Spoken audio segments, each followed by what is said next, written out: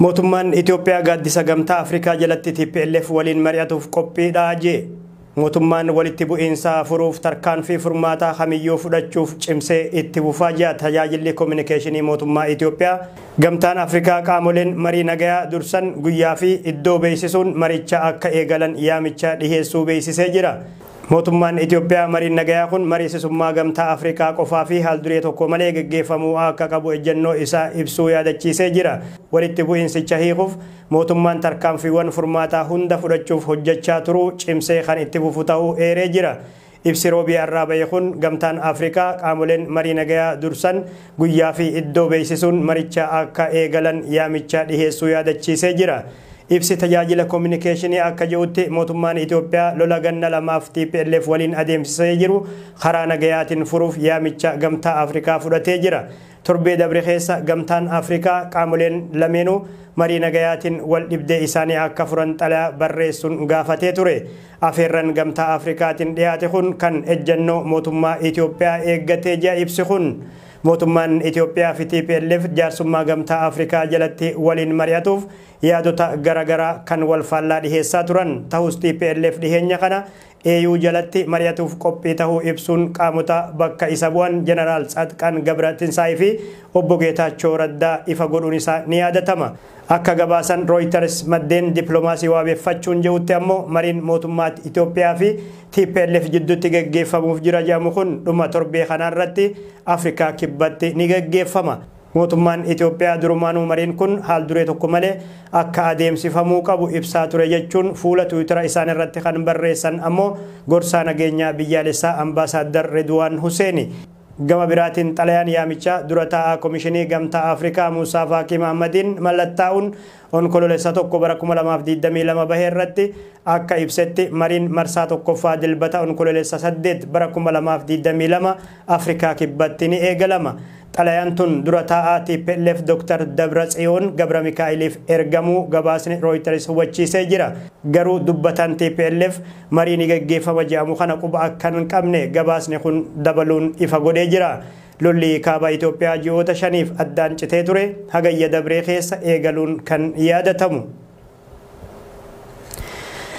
Godina Harargee Bahaa Aanaa Fadis keessatti deeggarsa raayyaa ittisa biyyaaf kennaa maqaa jedhuun mindaa keenya nurraa kutanii jiru barsiistonni yeroo jireenyi qaala'ee kanatti barsiistonni baadiyyaaf magaalota aanichaa keessatti hojii barsiisummaa daa'imman qaruu irratti bobba'anii jiran raayyaa ittisa biyyaaf deeggarsa maallaqaa kennaa jedhanii mindaa keenya dirqamaan akka kenninuuf nu mallatteessisaa jira jechuun komatanii jiru. Sababa kanaaf barsiistonni hedduun rakkoo kanaaf saaxilamuun yeroo ammaa gara qe'eetti deebi'anii lafa qotaa jirus jedha gabaasni BBS dhaqqabe.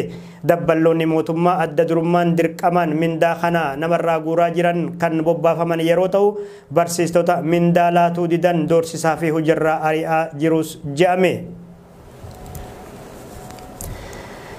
Hojjettoonni dhaabbata mootummoota gamtoomanii naannoo Tigraay gadhiisanii bahuu beeksisan qondaalli gargaarsa namoomaa dhaabbata mootummoota gamtoomanii Maartin Giriiftis torbaanotaaf erga sochii danqamanii hojjettoonni keenya Tigraay keessaa nagayaan bayan jechuun Tiwiitara isaan irratti barreessanii jiru. Gareen adda bilisummaa uummata Tigraay haleellaa qilleensaa mootummaa Itoophiyaa fi Eertiraatiin daa'imman dabalatee namoonni hedduun ajjeefaman jechuun himate.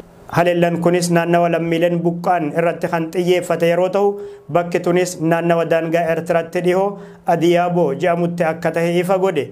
Akka hojjettoonni gargaarsa namoomaa jedhanitti haleellaa naannawa sanitti adeemsifameen yoo xiqqaate hojjettoonni gargaarsa namoomaa 6 torbaan dabre keessa ajjeefamanii jiru. Garuu himata TPLF dhiheesse kana maddeen walabaan mirkaneessine. Mootummaan Itoophiyaa TPLF lola malee jiraachuu hin danda'u marii araaraa jalaa miliquuf jecha himataalee sobaa fi maqaa balleessii sirna irratti dhiheessaa jechuun komataa turee jira. Kana malees TPLF meeshaalee waraanaa bakka qubsumaa buqqaatotatti kuufataa jechuun himata mootummaan Itoophiyaa. Erga dhiheenya kana lolli bifa haaraan eegalee ammoo konkolaattonni gargaarsa namoomaa gara Tigraayitti geessan sochii dhaabuu UN'n ibsee ture. Qondaalli gargaarsa namoomaa dhaabbata mootummoota gamtoomanii obbo Giriifs TPLF hojjettootaaf eegumsa akka taasisuu fi midhaan gargaarsaaf karra akka saaqu gaafatanii waan abdachiisaa dhabuu himanii jiru. Waraanni kaaba Itoophiyaa ganna tokko oliif itti fufee jiru kun lubbuu namoota kumaantamaa galaafatee kaanis madeessee jira. Miliyoonotaan qeef qabeenya isaanirraayis buqqisee jira. Oduu biyya alaa keessaa immoo Raashiyaan Ameerikaa waliin lolatti seenuu akka dandeessu akeekkachiiste. Yuunaayitid Isteetsitti ambaasaaddarri Raashiyaa Antoolii Antonoovo deeggarsi meeshaalee waraanaa Yukireeniif USN kennaa jirtu yaaddoo hatattamaa Moskootti uumee jira jedhan. Dabaluunis Ameerikaan Yukireen deeggaruuf murteessuun carraa biyyoonni lixaa kallattiin Raashiyaa waliin lolatti seenuu akka dabalu Moskoon akeekkachiistee jirti.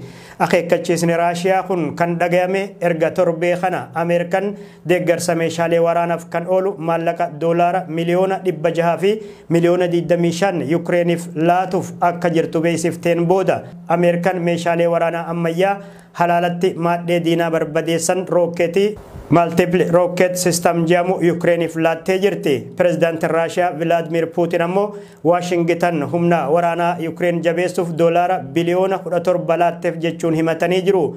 Bifa wal fakkaatuun Ameerikatti ambaasaaddarri Raashiyaa Antoolii Antonoovo Ameerikaan meeshaalee waraanaa Yukireeniif laatuun lola keessatti hirmaattee jiran kun ammoo dhiigni dabalataa akka dhangala'uu fi lolli kun akka dheeratu taasisaa jechuun akeekkachiisan. Deeggarsa meeshaalee waraanaa kanaan Yukireen humnoota Raashiyaa irratti injifannoo akka gonfattu gargaaree jira.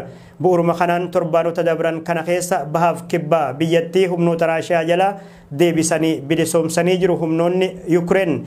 Pireezidaantiin Ameerikaa Joo Baayiden itti aantuu isaanii Kamala Haaris wajjin tumsa waraana Yukireeniif kennamu irratti pireezidaantii Yukireen Volodimir Zelenskiy waliin mari'achuunis dhagahamee jira. Ameerikaa gamtaan Awurooppaa fi dhaabbanni mootummoota gamtoomanii kutaalee Yukireen dhiheenya kana Raashiyaatti dabaluudhaaf riifarandamii irratti adeemsifteef beekamtii hin laannu jechuun hubachiisuun ni yaadatama. Toliga daawwattoota keenya oduun ammaaf qabannee dhihaannee isaan gammadaa daawwattan ture nu hordofuu keessaniif ulfaadhaan Badrii Yusufi nagatti.